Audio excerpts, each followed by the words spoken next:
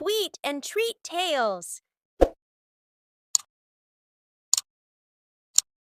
தங்க முட்டை. ஒரு அழகான கிராமத்துல ராமுன்னு ஒரு விவசாயி இருந்தாரு.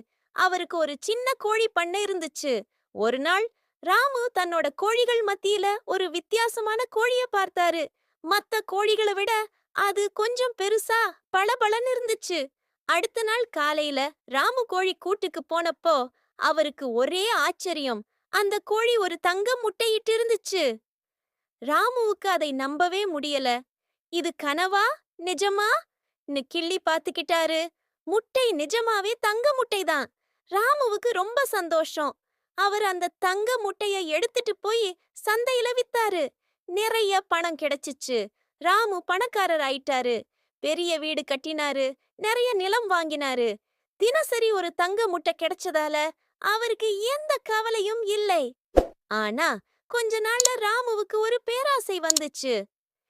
இந்த கோழி தினமும் ஒரு முட்டை தான் போடுது.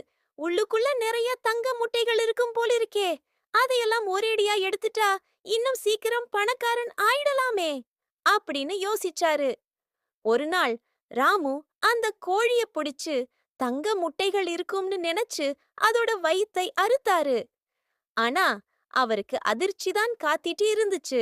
கோழியோட வயித்துல எந்த தங்க முட்டையும் இல்லை. சாதாரண கோழிகள் மாதிரி தான் இருந்துச்சு. தங்க முட்டையிட்ட கோழியும் இறந்து போச்சு. ராமுவுக்கு ரொம்ப வருத்தமா போச்சு. தன்னோட பேராசையால தனக்கு தினமும் தங்க முட்டை கொடுத்த கோழியை இழந்துட்டோமேன்னு அழுது புலம்பினாரு. அப்புறம் அவரோட செல்வமும் குறைஞ்சு போச்சு. பேராசை பெருநஷ்டம். நமக்கு கிடைச்சத வச்சு சந்தோஷமா வாழணும். இல்லாததுக்கு ஆசைப்பட்டா இருக்கிறதையும் இழந்துடுவோம்.